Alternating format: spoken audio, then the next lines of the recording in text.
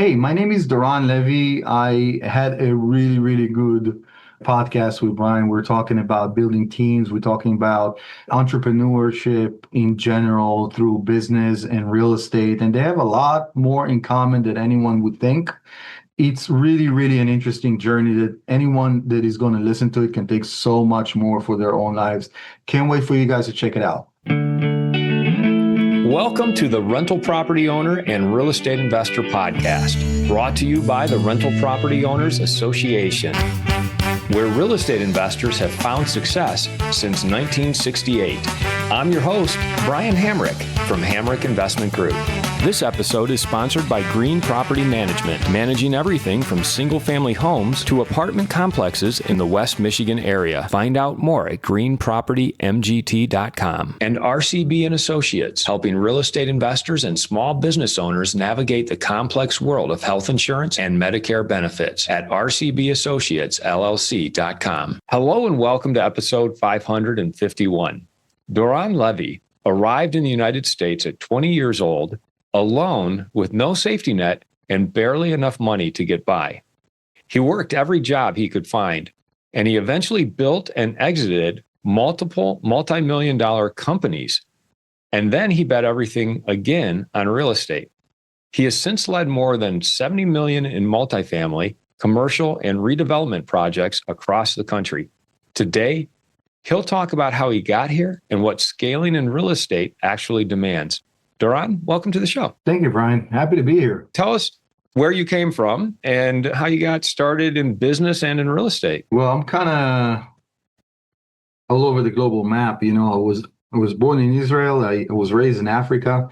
I got back to Israel, was in the service a little bit.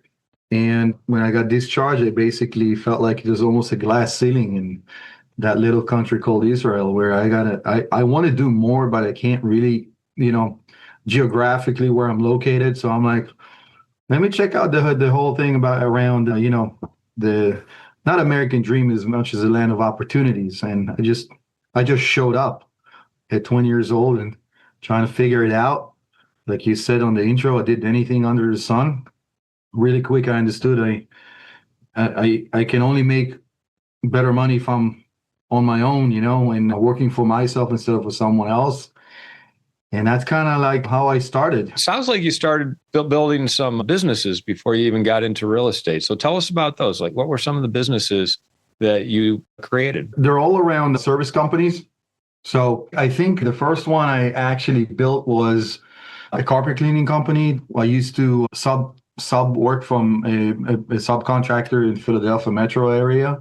And he just went under one day. He just tapped me on the shoulder. I had a pregnant wife, 9 months pregnant at home for my first baby, saying, you're on your own. I can't survive it. And I'm looking at him, and I actually looked at my friend that was also going through the same thing, tap on the shoulder, see you later. He had 2 kids back then.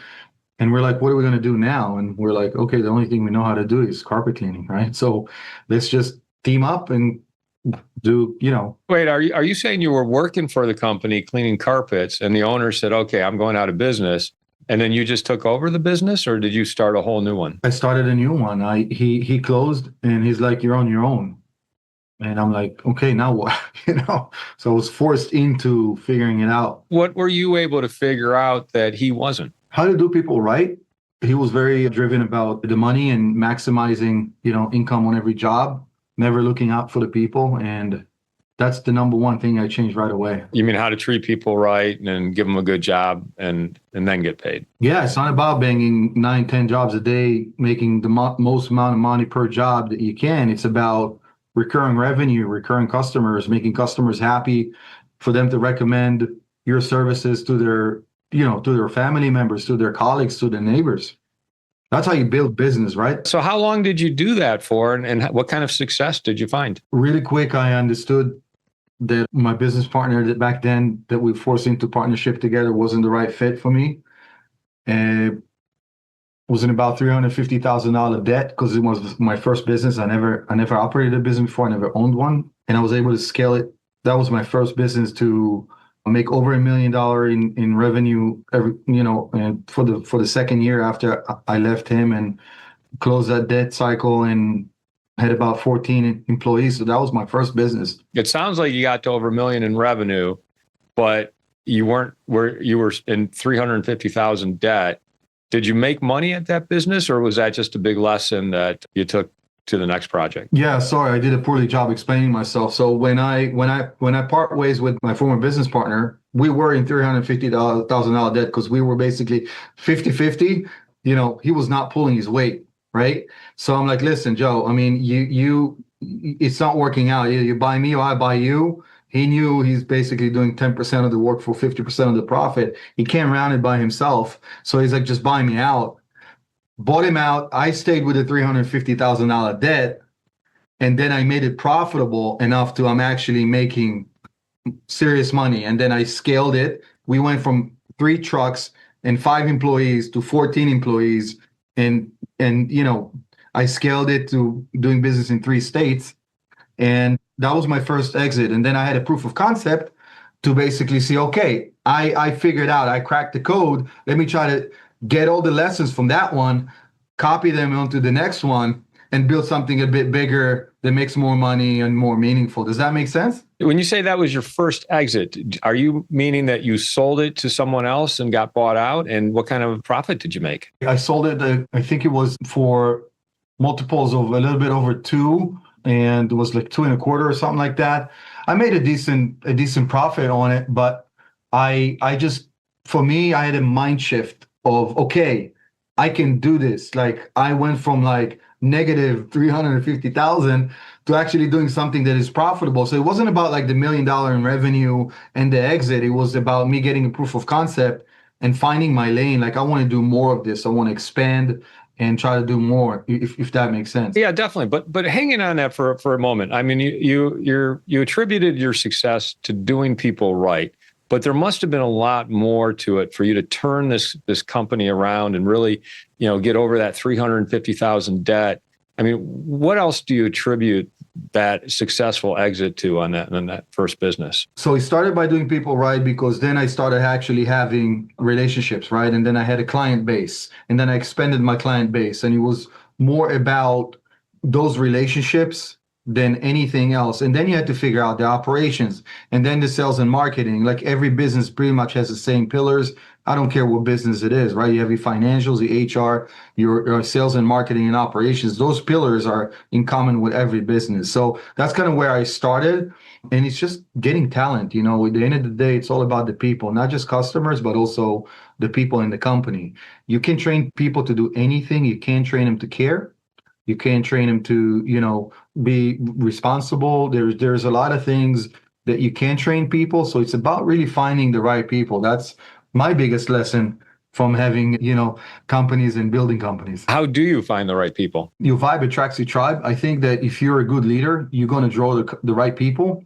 And I think that just people that are like type A. So A is like the best employees. C's are the worst, let's say. So the top talent, you have to be a good leader. That's really what it's about. You have to care about people. And I take pride about, even now, people that work for me, they know that I'll jump in front of a train for them and they'll do the same thing for me. You can talk to anybody working for me, they'll tell you that. What else makes you a good leader? And what have you learned along the way that has made you an even better leader? Be transparent. Be transparent about your weaknesses. Be transparent about the things you don't understand or know. Don't think just because you're at the top of the pyramid, you have to know it all. Learn how to release things. Let other people do the thing that they're way more talented in than you will ever be. Okay? You don't have to know it all. You don't have to figure it all out. But you have to give people the credit. You have to treat people with respect. Tiny example. My senior underwriter in real estate literally is texting us on a deal we now have under contract while he's getting married. Not at the day, like while he's getting married. Now, if that doesn't speak more than anything that I can tell you, I don't know what else will, right? So it's just, you have to be committed to people, not just to your own success, but to their success as well. And have you learned lessons along the way that have made you a better leader? Like any examples of where maybe you failed as a leader and then took that lesson and became a better leader? 100%. When something goes wrong, first look at the mirror. How were you a part of this going wrong? Don't point fingers to people. Look at the mirror and say, how did I contribute to this? And that's what I do to this day. I'm like, how could I have done a better job at making this more clear to someone, or more, what kind of better tools could have gave that individual to succeed, versus like most managers or leaders, like, oh, you screwed up, or this, that, and the other thing. No, no, no, no, no. You screwed up. You screwed up as the leader. You should have done a better job. That's the number one advice that I have to anyone in listening to this question. Let's move on to your next business, because you did several businesses before you got into real estate. What came after the carpet cleaning business? I did flood cleanup, like in case of disaster, so disaster restoration cleanup. And we just worked under extreme conditions, like in hurricanes, things like that, where neighborhoods got shot down in Jersey. The Salvation Army was just basically roaming, making sure they're not going to get looted. And I learned the business very well. And I just started networking again. It's about relationship. It's about doing people right, word to mouth. Got some good contracts with insurance companies. So had about 63 or 60 some, I think it was 63 contracts with insurance companies for their business. So if you had a home and you had a flood, you called, say, Allstate, they would have sent our teams to go and do the flood cleanup. Did you buy into a franchise with that business, or did you start yours from scratch? Scratch. What do you see as the difference? Like, why not buy into a franchise where everything's kind of already laid out for you? Why start your own thing from scratch? The honest truth is that some people are built for franchise and some are not.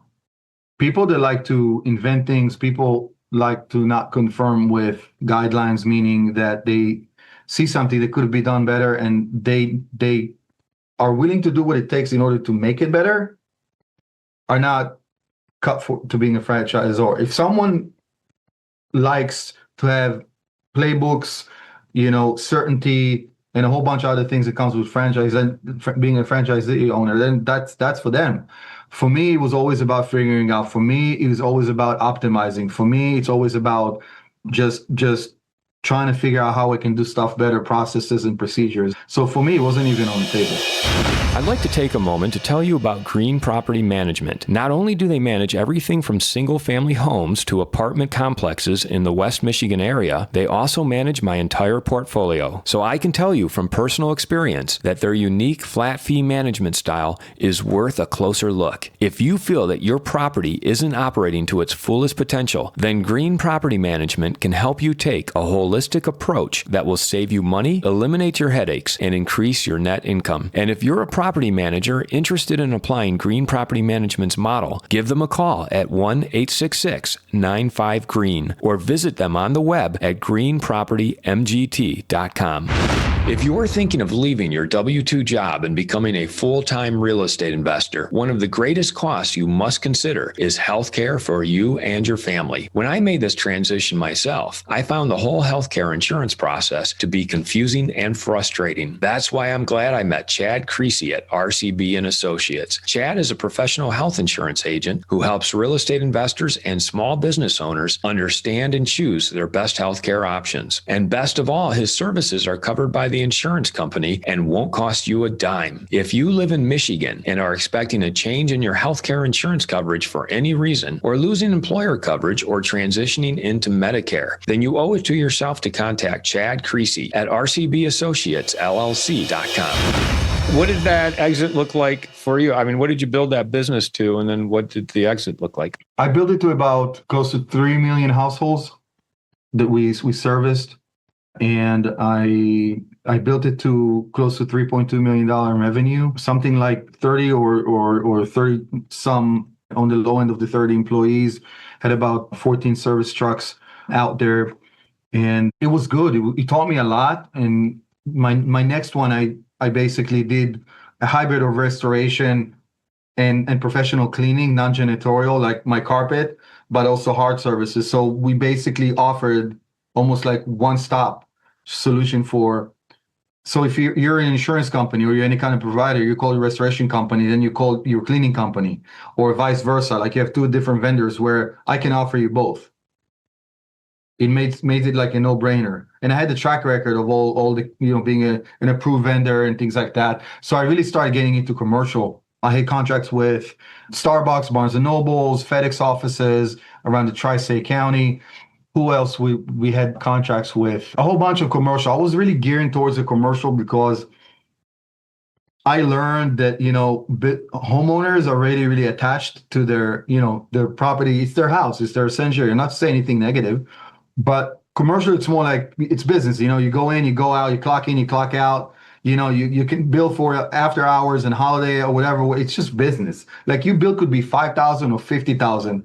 It's not that nobody cares, but it's you can really scale faster, not just only by the billing, but also there's less like callbacks, like a technician scratched someone's hardwood floors. I would be pissed also if it'd be my house. It's not to say that it's not valid, but when you're going to like a restaurant, like Uno restaurants, we used to do all Uno's restaurants also, TGI Fridays, some of them, it's not that nobody cares, but they almost expect the wear and tear. They expect the disturbance in business and all the things that are accompanied by those type of services. Does that make sense? What I'm hearing you say is that, like, if it's a commercial business, they don't have the emotional attachment that people do to their own homes. So it's easier to make money, bill money, and get it paid without that emotional response of, well, you're charging me too much. I mean, they just treat it as business in the commercial world and pay the bills. In a nutshell, yeah. So it was just more scalable. And that business I sold, I had about 47 employees. We catered to about over 4 million households in 4 states. And, at that point, I was doing really well for myself. And I had like just lost my dad suddenly. It was unexpected at all. And it really messed with my head. And I'm like, I don't want to do this anymore. So that's kind of what drove me to look for something else. Like I never really like failed or kind of crashed. And I'm like, I'm done with this. It was just that incident that made me realize that I'm not the family guy that I want to be. I want something else from life. And that's kind of what made me pivot to real estate. I'm not sure I understand. Your father passed away suddenly. But how did that correlate to what you were doing? Because you were building businesses, successful businesses. And I guess we'll dig into this because switching over to real estate, it's not like you're going to work any less or any less hard. So what was the genesis there? So a lot of things are in hindsight, right? Like if we knew today what we knew, if we only knew back then what we know today, right? Like when you do something, your perception is only limited to what you know now. But when you're 5 years ahead, then you look back, you're smarter and wiser. So back then it made sense because look, it was very demanding. I'm not going to sit here and lie to you that I didn't work to build companies and scale them. I don't know if you can even imagine how demanding that was for my life. And when I lost my dad, I had 2 kids. Today I have 3. The reason I'm telling you this is because my dad was a genius. I mean, in his work, he was brilliant. He spoke, read, and wrote 7 languages. He was quite a career man, to say the least. Why am I telling you this? Because he was very, accomplished in his field, but he was never around. And I realized I missed him. I missed him because he was never there. He was never a bad guy. He was just never around because he was too, consumed by work. And I was him. And I realized that I was him through the professional path in my life that I chose with my businesses. And it was a process. It was a mental process. It took me quite a bit of time to actually understand what I want to do. It wasn't real estate right away. And I thought, I can start a project, recoup, relax, be the family guy that I want to be because I know we're going to get another child, which we did. And that was the perception back then. And I became a developer. I didn't start doing fix and flips. I just went to the deep end. And I'm kind of segueing into my real estate career, but that's kind of how I thought and I planned. I'm like, listen, I have all this knowledge in businesses. I have a decent amount of capital. Like, what's the most I can do with my resources? Where everyone was looking at things in businesses and ROI, return on time, I was looking at things more like an ROT. What's my best return on time? Like I'm not young. I'm not going to be any younger, right? So in 5 years, what's the most I can do with my resources, right? And after deflecting, I'm like, okay, if I can only become something like 3 steps ahead, not the small fix and flip, like starting a relevant, like a few steps above everyone else penetrating their real estate, and development for me was back then the ticket to do so. I started as a developer. I can make relatively bigger steps in 5 years. Does all that make sense to you? Yeah, in a lot of ways. I mean, a lot of people get into real estate with a fix and flip or a rehab, but you were already a seasoned entrepreneur, a seasoned business person. So you're going to start on a higher rung. You just so happen to choose the highest rung, which is development. What were you developing? What was your first project? I bought a half a block of warehouse. I took it down. I subdivided it to a few lots. I basically sold half of that for what the entry cost was for the entire thing. So I brought all my money home. So I had everything free and clear. And I didn't took that money back into my pocket. I actually used it as a construction loan to build a 25 unit complex building, which was my first real estate project ever, to be totally honest with you. I didn't know a two by four from a hole in the wall. I never built anything, never did any real estate. That was my first project. You had just come off of 3 successful businesses where you were working really hard. You had a change in perspective on the course of your life, and then you jump into developing 25 units. Was it a lot harder than you thought it would be? Was it easier based on what you had just come from? I mean, how did you perceive that? So it's not about harder or easier. It's about everything I just told you in this podcast thus far. It's a two-part answer. The first part is every business has 4 pillars. I just looked at development as a business. I didn't look at it as real estate. Most people starting real estate looking at it as brick and mortar or whatever, 2x4 sticks and drywall, whatever. I looked at real estate as business. I didn't look at it as a real estate. So that being said, I'm like, okay, what are the pillars of the real estate? Operations, running crews, doing the build. I need to put a budget. That's financials. That's the numbers, right? You got to know your numbers. HR, you got to hire the right people, right? Which is the second half of my answer. I didn't know construction. I just found the right person to actually carry this, and I structured it in a way that if I succeed, he succeeds. If he fails, I fail. I just did it the right way because I brought a lot of knowledge into this, and I just for me it was. I don't want to say it was easy because it wasn't easy, but it's almost like I had a completely different perspective than someone doing it for the first time without all the knowledge and experience that I came into this with. The pillars you just mentioned, those are the business pillars, right? That's like the business sensibility that you brought to the project, as opposed to the real estate investor sensibility that you really hadn't been part of up to that point. Do you think that with that mindset, you were able to navigate the project successfully? Did that hurt or hinder you having that mindset? It helped me immensely because I kind of knew how things will unfold before they unfold, not in the construction phases and things like that. Like I said earlier, when I was building businesses, I was looking for the right people. So you had to have the right people in the right seats to actually make the business successful. So what's the difference in development? You have to have the right person to build. You have to have the right civil engineer, the structural engineer, the right team. Like any other business, you have to have the right team, and that gave me the ability to actually carry something that size for the first time successfully. How did it turn out? I mean, did the 25 units turn out the way you expected it to? And was that another successful project? The bank gave me 18 months to complete, and another, I think it was four or 6 months. I don't remember to stabilize. I just remember the loan, it was 18 months. And I finished the build in 12 months, and I stabilized it in under 4 months. So I got it done everything and stabilized it before my construction loan was even over, and I was ready to refi it at 100% occupancy. I want to say it was a slam dunk. I built it for $3.5 million, and when I got done, it was appraised at 5.7, and today it's worth 7.2. I refied the money out. So it all started with 3.5. That, by the way, I wasn't even in with any money because just to take you back, I bought the warehouse, paid cash for it, subdivided it. I sold half of it, which is a crazy story if you really want to know. I sold half of it for what I paid for the whole thing. I took that money, I put a down payment on a construction loan. I built that.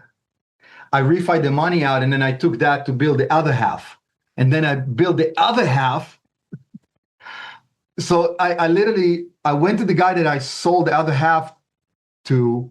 I didn't went to him directly because then he knew I'm trying to buy it out for him, so he would jack the price. So I got what's called in the Italian mob language, it's called a monkey.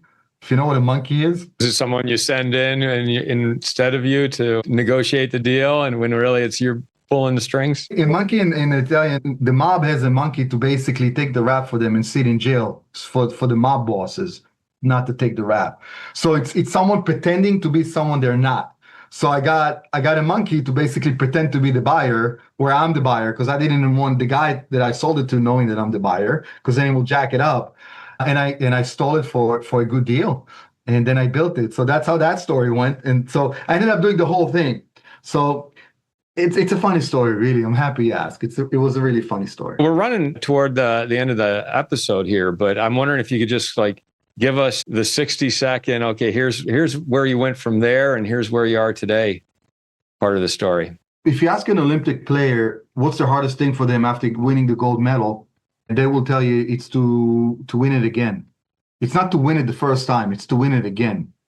And once you encounter such an amazing play where not only you monetize very well on your first transaction ever, you also did the second play and the whole thing, you kind of reach a peak, and it was a little bit hard to kind of suppress that. And I just had to spend some time on really getting all the lessons, like the first business I ever built, from all that, and implementing and recalculating and recalibrating myself how I want to continue this. And I just went into commercial. I went to commercial just really wanting to do something bigger. One of the last commercial deals I was involved in was a $3 million acquisition. I did an $8.5 million renovation. So 11.5 all in, and just got appraised for over $30 million. What kind of project was that? That was a senior assisted living that the historical building was converted into a resort. And there's a lot that goes into it. We don't have that kind of time. You'll have to come back on the show again and give us part 2 of your story. How would people find out more about you or get a hold of you? Instagram usually is the best way. I'm loyal to my DMs if they ever want to connect with me. I follow my journey, what I've been up to. I do a lot of really interesting and cool stuff. It's my name, Doron Levi, REI, that stands for Real Estate Investment. That's my handler. Just follow me on Instagram. How are you using AI in your business? My team uses 2 agents, and we segment each agent to do different functions in my organization. Some functions are like the acquisition. We try to streamline things. We're trying to integrate a lot of things so the AI can. Now I'm at a stage of actually having a setup where there's an AI CEO almost, and he's giving orders to. I literally had a meeting this morning about just finalizing last bolts on it. So the CEO one, just the other agents. So that's how I'm building up my AI, through implementing not just agents, but also agents to take over a lot of tasks and communicate among themselves, and with very minimal human in the loop. How are you building the agents? Is it like Claude? I mean, what are you using? It's not my department, but a lot of it is Claude. I know Claude Code. I'm integrating the AI with existing softwares. So I'm doing a lot like if you got to do from point A to point B, you start carrying the ball across. You have the AI take it so far, and then he throws it back to the software, which has a whole bunch of things into it, and then he kicks it back into it to finalize the whole thing. So it's a combination of both. It's been a pleasure having you on the show. And I know we talked a lot about your businesses, but I think a lot of what you shared applies to real estate too. Leadership, building a team, doing right by other people and your clients, whether it be residents or what have you. and just sharing that trajectory. I think I've learned a lot from you today. Thanks so much for having this conversation. Absolutely, Brian. I enjoyed being here, and thank you for having me. I want to thank everybody for listening to this episode. I'm your host, Brian Hamrick from Hamrick Investment Group, and you can find out more about me by going to higinvestor.com. That's higinvestor.com. This episode was sponsored by Green Property Management, managing everything from single-family homes to apartment complexes in the West Michigan area. Find out more at greenpropertymgt.com. And RCB and Associates, helping real estate investors and small business owners navigate the complex world of health insurance and Medicare benefits at rcbassociatesllc.com. You've been listening to the Rental Property Owner and Real Estate Investor Podcast, brought to you by the Rental Property Owner Association. You can find out more at rpoaonline.org. If you enjoyed this podcast, please go to iTunes to subscribe, rate, and review.